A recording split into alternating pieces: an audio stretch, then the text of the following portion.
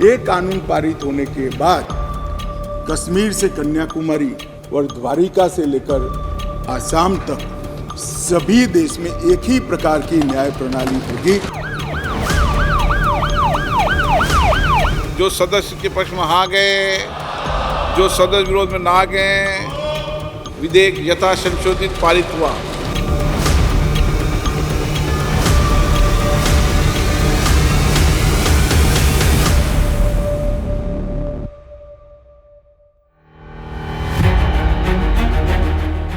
क्या देश में चले आ रहे 163 वर्ष पुराने कानूनों की छुट्टी हो जाएगी? अंग्रेजों के जमाने से चली आ रही भारतीय दंड संहिता की जगह कौन से 3 नए कानून लेने वाले हैं? पहले इसके हाइलाइट्स जान लीजिए। कानून में पहला बदलाव, 1860 में बने आईपीसी यानी इंडियन पीनल कोड की जगह अब भारतीय न्याय संहिता 2023 होगा। कानून में दूसरा बदलाव, 1898 में बने सीआरपीसी की जगह अब भारतीय नागरिक सुरक्षा संहिता 2023 होगा।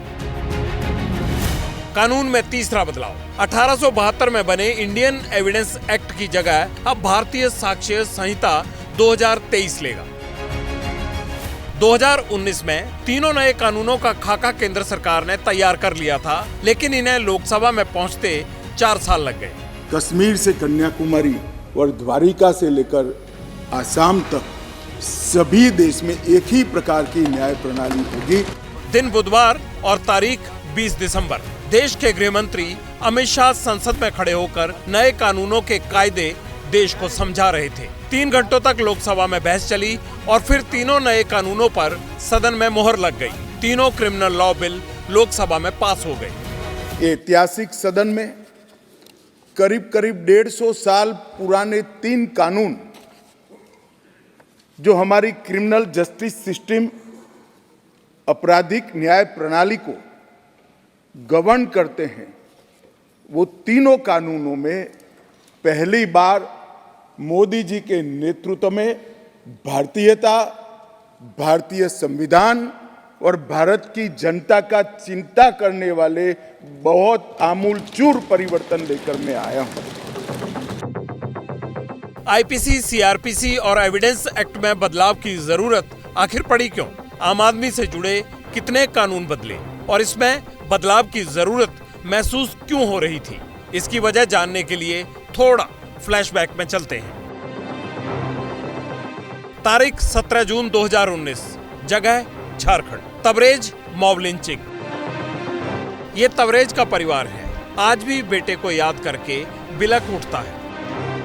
बात 17 जून 2019 की है। झारखंड के सरायकेला में चोरी के आरोप में पकड़े गए तबरेज को एक खंबे से बांधकर बेरहमी से पीटा गया। उसे तब तक पीटा गया जब तक उसकी जान नहीं निकल गई। दुख तो है कि फैसला तो सही है, फैसला से तो खुशी है, लेकिन ये फैसला जो आया है, ये फैसला कुछ दिन पहले आ जाता है तो और भी ज़्यादा खुशी होती और मेरे जो हस्बैंड को इंसाफ भी अच्छी तरह से मिल पाता है। इस केस में 10 लोगों को 10 साल की सजा मिली, लेकिन नए कानून के हिसाब से मॉब लिंचिंग में सजाए मौत तक हो सकेगी। मॉब लिंचिंग घृणित अपराध है और उसको हम नए कानून में फांसी की सजा का प्रावधान कर इंक्लूड कर रहे हैं। वैसे 100 बार तो अब कानून के रखवाले भी सोचेंगे। आप कोई शिकायत देते थे तो पुलिस उस पर 10 साल बाद भी कार्रवाई कर सकती थी, लेकिन अब 3 दिन के अंदर एफआईआर दर्ज करनी होगी। 12 साल तक की बच्ची से रेप का दोषी पाए जाने पर फांसी का प्रावधान किया गया है। गैंगरेप के मामलों में 20 साल तक की सजा या आजीवन कारावास की सजा होगी। हिट एंड रन केस में 10 साल तक की सजा का प्रावधान किया गया है। अब चिकित्सीय लापरवाही में मौत पर डॉक्टर दोषी नहीं होंगे। ये ज़रूरी था कि डॉक्टरों का जो डर है, जो एक प्रेशर था डॉक्टरों के ऊपर कि मैं गलती करूंगी तो मुझे कुछ पकड़े जाएंगे, इसके लिए कभी कभी डॉक्टर राइट ट्रीटमेंट भी नहीं देते थे, कभी कभी रेफरल्स देते थे कि नहीं यहाँ से छूट जाए, मेरा प्रॉब्लम छूट जाए। तो ये सब अभी कम होगा और सही ट्रीटमेंट पेशेंट को मिलेगा। यौन हिंसा के मामलों में बयान महिला न्यायिक मजिस्ट्रेट ही दर्ज करेंगी। किसी भी केस में 90 दिनों में क्या हुआ, इसकी जानकारी पुलिस विक्टिम यानी शिकायतकर्ता को देगी। 0 एफआईआर को 24 घंटे के अंदर संबंधित थाने को ट्रांसफर करना होगा। मौत की सजा को ज्यादा से ज्यादा आजीवन कारावास में बदला जा सकता है, इससे कम नहीं किया जा सकता।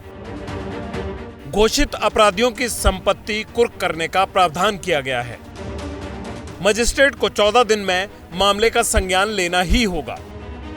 मुकदमा खत्म होने के 45 दिनों में ही न्यायाधीश को फैसला देना होगा। गिरफ्तार व्यक्ति की सूचना अनिवार्य रूप से हर पुलिस स्टेशन में रखनी होगी। अंग्रेजों के जमाने से चले आ रहे राजद्रोह कानून में क्या बदला, इसकी डिटेल भी होम मिनिस्टर अमित शाह ने देश से साझा की। हमने राजद्रोह की जगह देशद्रोह की स्थिति रखी। अब ये देश आजाद हो चुका है, लोकतांत्रिक देश है। शासन की टीका तो कोई भी कर सकता है, किसी को भी करने का अधिकार है। इसके लिए इस देश में अब किसी को जेल में नहीं जाना पड़ेगा, चाहे हमारा शासन। इस देश के खिलाफ कोई बोल नहीं सकता, इस देश के हितों को कोई नुकसान कर नहीं सकता। इस देश के झंडे, इस देश की सीमाएं, इस देश के संसाधनों के साथ अगर कोई खिलवाड़ करेगा तो निश्चित रूप से उसको जेल में जाए। कानून सख्त होगा और जवाबदेही भी, फिर चाहे आम आदमी हो या खास, डॉक्टर हो या डीएम, सीएम हो या फिर पीएम।